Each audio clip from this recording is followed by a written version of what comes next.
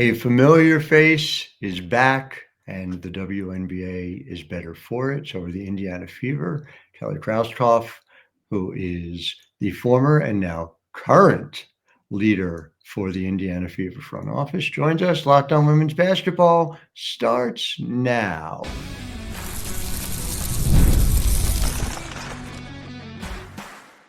You are Locked On Women's Basketball, your daily podcast on women's basketball. Part of the Locked On Podcast Network, your team every day. And a very pleasant Wednesday and good morning. I'm Howard Megdal, host of Locked On Women's Basketball. I want to thank you for making us your first listen every day. Over 300,000 of you showed up in October alone the way we show up for you 6 days a week. And of course, it is not just me. It is the incredible team across the board over at The Next, at thenexthoops.com. You get coverage of the past, present, and future of women's basketball, over 100 reported pieces every month. Our Tony East covers every single detail of the Indiana Fever. Make sure you subscribe. $9 a month, $72 a year, to make sure there is a 24/7, 365 women's basketball outlet out there, thenexthoops.com. And so Kelly, who joins us, we're going to talk about a lot. She goes back to the very beginning of this league, the first director of operations at the WNBA level, somebody who I've had the privilege of covering in her previous stints. Stint is a weird way to call it when you were there for 20 years before going to the Pacers and now back. Long stint for sure. It's true, but so much to get into. And segment one, we're going to be talking about the hiring of Stephanie White. I find it fascinating, the how and the details of it all coming together. It makes so much sense. Segment two, talking about the way in which the WNBA feeds the NBA business. Well, that conversation has gone the other way for the past, frankly, 28 years. And we also, in segment three, are getting to the free agency approach, a critical off season. And so, Kelly, I just want to start with the fact that I called you a leader. I know it's like you're president of basketball operations, of business operations, but your skill level and your level of knowledge that you bring into this space means that you can impact this team in so many different ways. And maybe it's hard to isolate this. I'm wondering, was the single biggest difference from when you, quote unquote, walked out the door? Obviously, it's down the hall because you were with the Pacers, but from walking over the NBA side to coming back, what was the biggest single difference that you saw? I mean, well, first of all, here's what's nice about what's the same, Howard, is that you're still talking women's hoops. So certainly appreciate you and your group, for having me on and doing what you do in the women's basketball space, because there's a lot of years there where, as you know, people weren't really paying a lot of attention, but you guys were always keeping the voice of what's happening in the women's game out there. So good to see you back. Good to be here with you again and be back in the space. But, a lot of people ask me those questions, like, what's the biggest difference? And, even when I went over to the NBA, and first and foremost, I mean, franchise operations, are very similar, with resources that are plentiful in the NBA, just because of it's a 50-year head start on us. Mm-hmm. They've been in business for a long time. It's a very mature business. So there's a lot of similarities, and I would say that the differences really are just the culture of the NBA versus the culture of the WNBA. It's a well-oiled machine. The opportunity to take younger players. I told Isaiah Jackson before the season started, I said, you'd be a senior at Kentucky this year.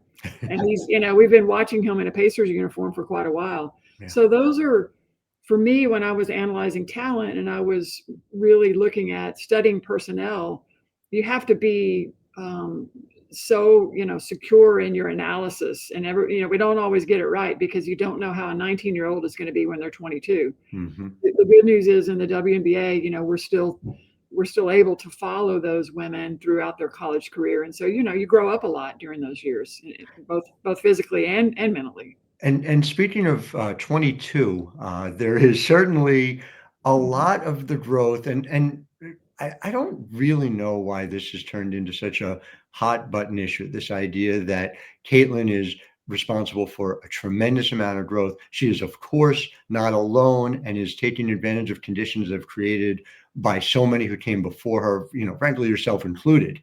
And at the same time, you look at the numbers, you look at things like by attendance, that the Indiana Fever were not just top of the league in terms of home attendance. You would be comfortably in the middle of the pack among all NBA teams in terms of that attendance. It's an audience at a different level. And how much of the ability to come back and do the things you want to do now with the Indiana Fever comes from this specific growth? I mean, maybe the better way to ask this is, if not for Caitlin Clark, is this the same kind of conversation we're having? Well, I think the inflection point is clear. We've seen the numbers don't lie. There's the attendance numbers, the audience, the viewership. So those numbers are real, and we now have a league that has taken another step. It's a league that we've envisioned. In 1996, when we were sitting in New York talking about building the league, this is a point where we wanted to be, and then certainly coming to Indiana and starting this team. I mean, we're all of us who have been in it for a long time. We're at that next level, and you can't get comfortable, because we've had incremental growth along the way. This is a bigger step, a much bigger step. So, you have to make sure you shepherd that the right way and move in the direction where you're really capitalizing and maximizing the opportunities that are sitting right here. It seems significant to me that this vision, and when you go back to the origins of the league with Val Ackerman and Adam Silver as part of that build as well, that there are a lot of figures who are here in and around the game who saw where it could be. And so do you feel as if this gives you a chance to, in some way, almost run point on it, because you are directing operations here at a team that is at the fulcrum of that growth, like you talked about, whether it's the audience side, whether it's, frankly, it's the economic side of it, sort of building the model now. Yeah, I mean, it's like any business. We have to remind ourselves that, there were many years there that we, the league was, we were in delicate situations. Right. It was a tough business. It correlates with what's happened in society too. I mean, let's be real. Women viewed as stars and athletes were it was okay in women's tennis, it was okay in other single sports, but team sports, it was a slower proposition to be accepted as a value proposition, to get us on television, to which turns into sponsor opportunities and then more growth at the feeder levels, your college and young levels. So there's just a generation of talent and of growth that we're benefiting from now. And we were waiting for that first player, that next big hit. So there's another Caitlin Clark out there, that's coming. So there's more coming. We know there is, and we're happy to be here and capitalize on this moment. Sounds like you're suggesting that having Caitlin Clark on streaming only, the way she was for the first 9 games of her college career, was not the best use of Caitlin Clark as an audience builder.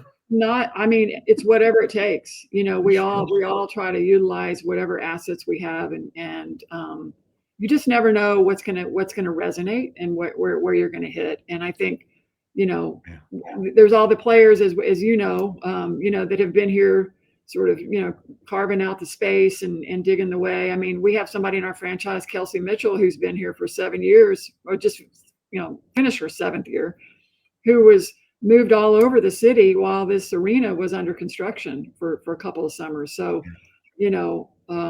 now people get to see what a great player she is. So there's things like that are ripple effects that I think helps everyone. It's fascinating to see. That's one of my favorite things, is that all these people who have come to the league hearing about Caitlin Clark, and what's one of the first players they get to see is Kelsey Mitchell, who, of course, we've been enjoying, dating back to her Ohio State days. So I want to get into that a little bit more, about sort of that cycle and the full-on effect. Also, I just think that's a critical part of Stephanie White's journey, and talking about that, because like she left and has returned. So more about that in segment 2, right after this. I'm Howard Megdal. You're listening to Locked On Women's Basketball. But first, Locked On Women's Basketball is brought to you by FanDuel. And FanDuel has a deal right now. New customers can bet $5 and then you get $150 in bonus bets if you win. Now, the Sportsbook app with FanDuel gives you everything you need to place live bets on the NFL all in one place. You get in the middle of the game, you can check out the stats, view live play-by-play, and so much more on the same place where you place your bets. For those who may not know at home, the NFL is a league. They play football. It's a place where you can watch sports when there isn't women's basketball going on. So on those rare moments where there is no women's college basketball, WNBA is out of season. Oh, you need something to do? All right, the NFL will get you to the next women's basketball game. Visit FanDuel.com and get started with $150 in bonus bets if you win your first $5 bet. That's FanDuel.com, official sportsbook partner of the NFL. Here in New York Giants country, it's definitely been a very challenging time to get from women's basketball game to women's basketball game. Not a lot of entertainment value from that particular team, but I hear there are other NFL teams. Apparently the Colts are a team in Indianapolis. Is that true? Yeah. Oh yeah. Oh yeah. We've got some good history here. So they're on a rebuild. They're got some good young talent. You know, it takes a while when you're kind of restarting.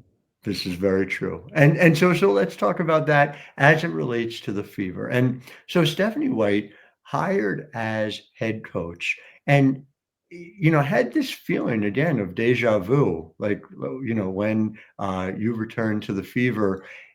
It's obviously a different game. And just to put it in context for listeners who might be newer to this, that Steph was coaching with the Fever, went to Vanderbilt, because at that time, the economics were fundamentally different. The opportunities were fundamentally different, relatively speaking. There's been sort of this reweighing of that in a lot of different areas, not least of which the fact that coaching at the college level becomes more complicated, but also what is happening in Indiana is so significant, like something that, like you said, we've all been waiting for almost 30 years for. So take me through, if you could, because that even the move itself is complicated. She's the head coach with the Sun. She's under contract for another year. How did this kind of come about, and how did you go about having those conversations with her, and frankly with the Sun as well? Yeah, I mean, it was a fortuitous moment of time in terms of timing. When I came in and really got started at the beginning of October, had the opportunity to spend a couple of weeks just reevaluating. I was asked to look at everything, look ahead. Like, we're looking at a 3 to 5 year plan ahead.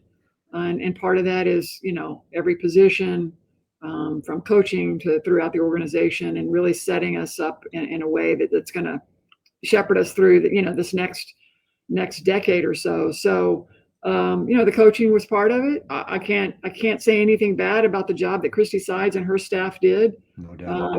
She did everything she was hired to do, and then some.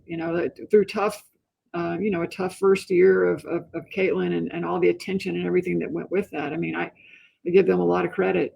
And the opportunity to hire Steph just came about by a random conversation. And I think I probably heard, like most people, that there was potential that she might not return to Connecticut. I don't have privy to those conversations of how that came about. All I know is I had the opportunity to hear from her agent, who said, there's a chance that she could be available. They may be parting ways. Mm-hmm.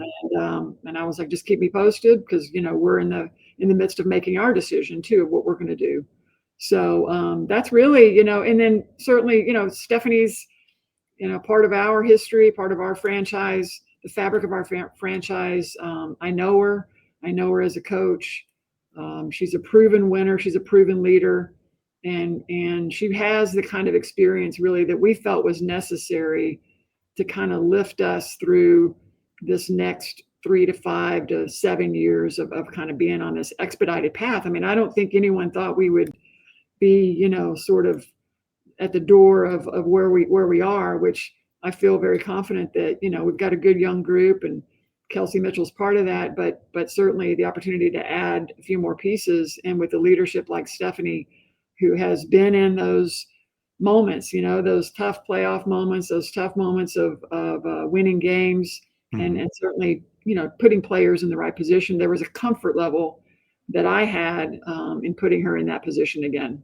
It's so interesting that you say, but you say, people were, I guess, at some level surprised that you guys were this good this soon. I don't mean to toot my own horn, but I talked about this preseason, about the idea that, given the talent, given the way it all seemed to fit, and somehow we're 15 minutes in and I haven't used the phrase Lynn done yet, but what Lynn put together, for sure. I mean, it all makes sense, and so I say all that to say that by the time the playoffs rolled around, you guys are a 6 seed.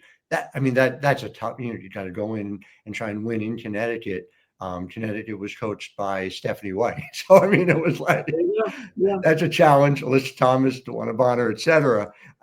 But to my mind, clearly the Fever were a top 4 team in terms of performance by the end of that year. The 6 seed was largely a result of a 2-9 team that was not playing like the Fever had played in the last 29 games of the regular season. And so do you think that plays a part in the way you're thinking about it? Like, are you less ready to try and push forward to do everything to win now if the team had made, let's say, more incremental progress? Did that performance change the way you thought about it? Yeah, well, the generational talent that we have, they're probably a little bit more advanced than most. Yeah. We had the chance to get 2 number 1 picks in a row, and that doesn't happen by being a good team all those years. That's you don't get in that position by being a good team. So now our work is cut out for us. And we know if you look at the 2 teams that were in the playoffs, in the finals, there's a lot of experience on the floor. So adding experience to young players who are already very talented, but until you've been there, you don't really know how hard it is. And I think that's really our next step, and that's our next phase is experience around them. We certainly have a coach who has been there and has been in those moments. So there's a big opportunity in front of us to add to this core group. As a business proposition, you move beyond those parts, which are, clear. In other words, if you go back to what Caitlin did in her first 11 games, which had to be played over 20 days, her full season numbers are at or above players like Diana Taurasi, players like Sue Bird. Those are the comparisons that you make. And even in those first 11 games, we're competitive with those numbers of these players who go on to be the greatest guards in the history of this league. But from a business proposition, having Stephanie White, having somebody who was so synonymous with the game of basketball in the state, I just wonder how much you feel like that helps continue the momentum that you guys have already seen. No question. That's part of what Stephanie brings to the table is first of all, as a player, in terms of being a point guard and a 2 guard and positionally, the way she saw the floor when she played the game. I said this before, but she always played 2 passes ahead.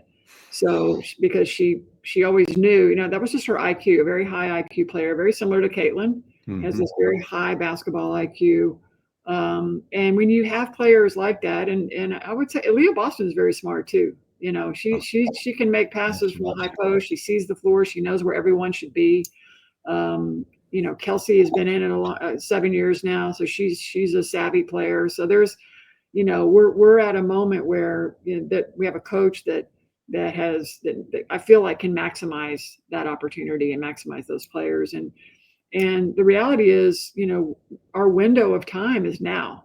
Now meaning now in the next 3 to 4 years, because this isn't we're going to be aggressive and really try to put the right players around this group and see what we can do. You have to get lucky with health and all those other things, and so we're certainly going to make a run for it.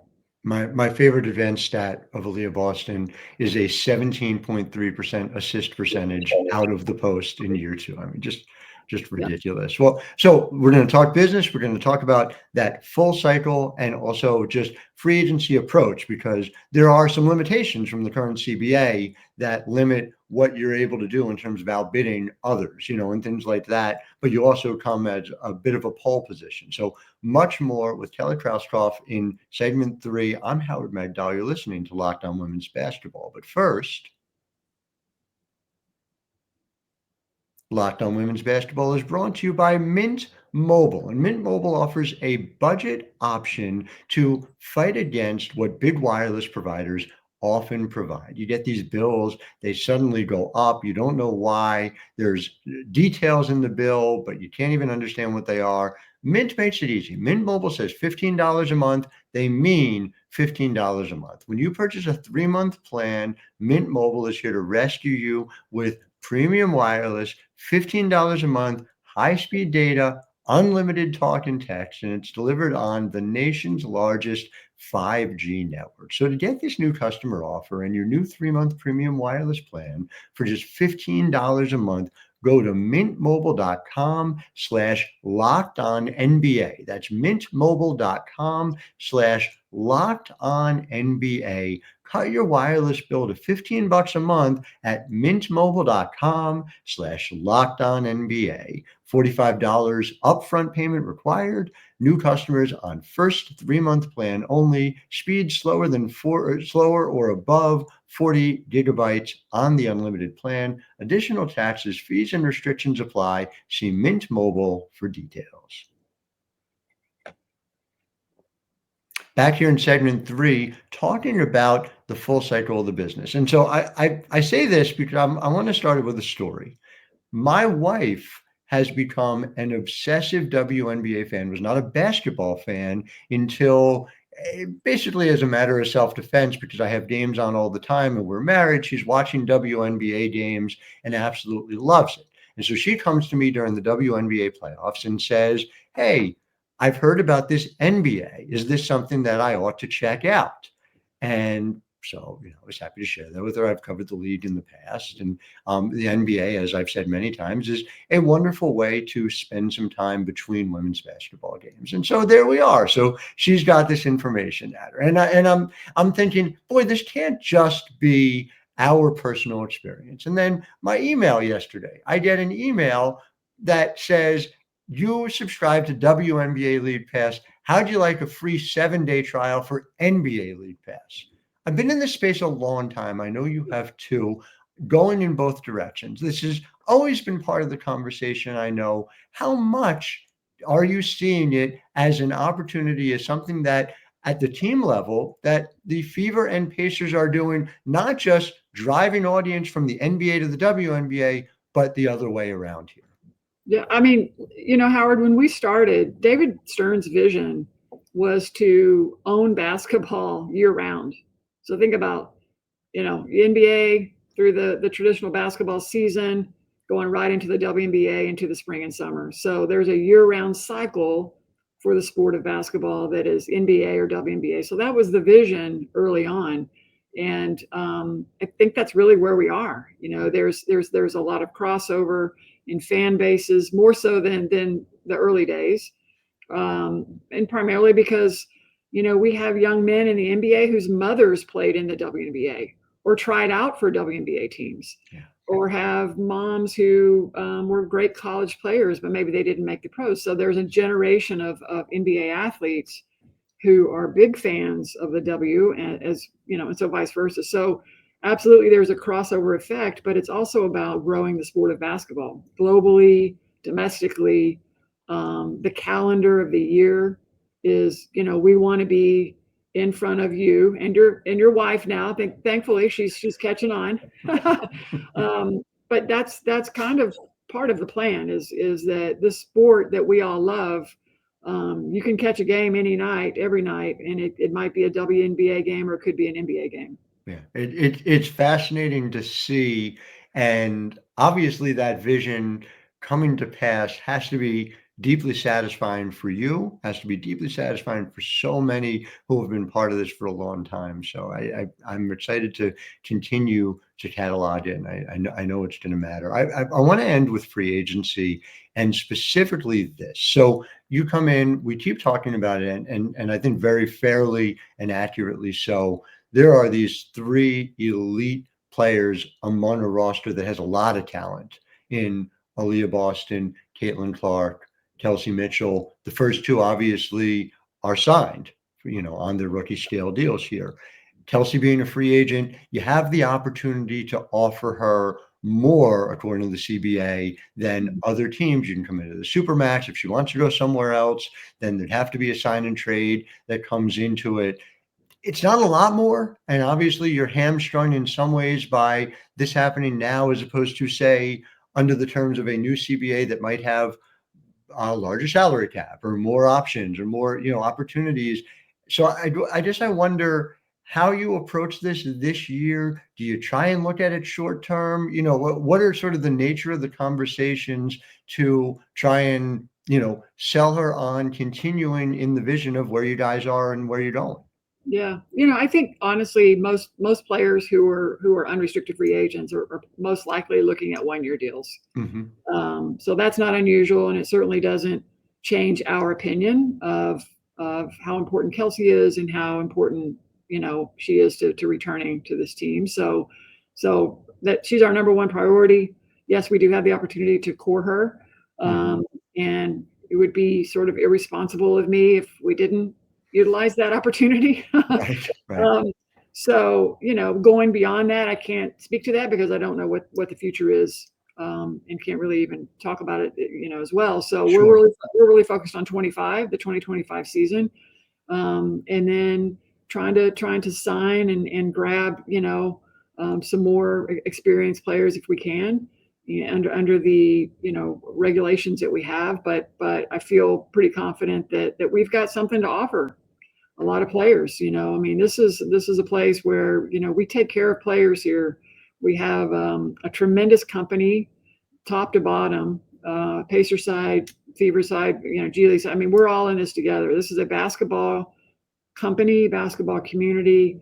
It's about experience for players. I've had players leave and go to other teams, and they're like, "Man, I was wrong. The grass is not greener." And that's happened on the Pacer side too, by the way. Sure.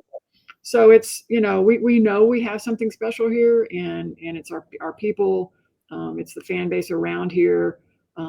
People sort of galvanize together, and it doesn't matter who's playing on any given night in Gainbridge Fieldhouse. They're going to be there.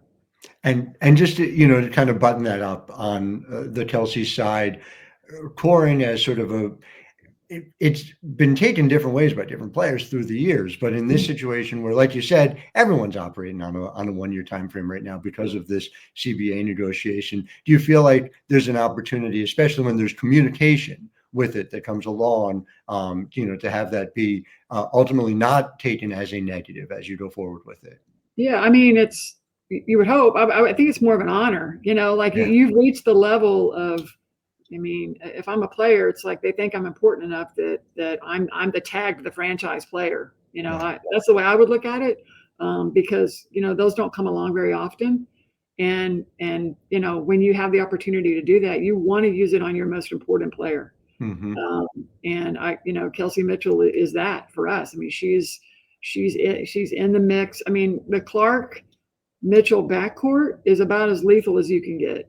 And we need another year to see just how much damage those two can do in the backcourt, to go even further, because, you spent the first half of the season just getting used to each other. Then the second half of the season, you saw, just how efficient and how good they can be. And then we have to be better defensively. We were 11th overall in defense as a team.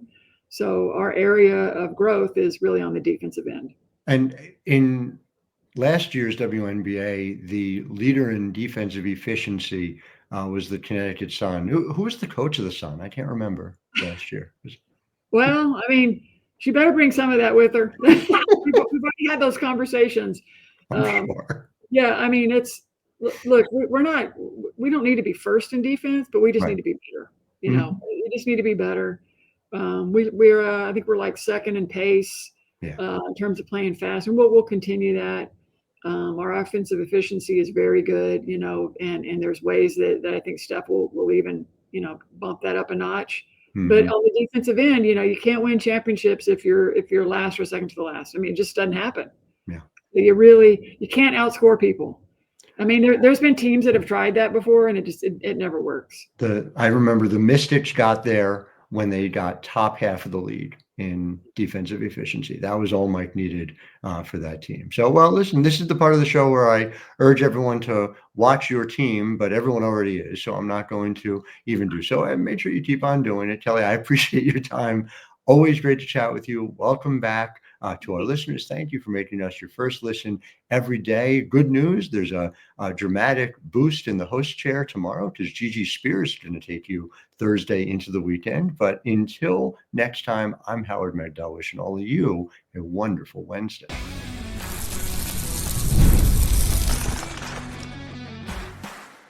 You are Locked On Women's Basketball, your daily podcast on women's basketball. Part of the Locked On Podcast Network. Your team every day.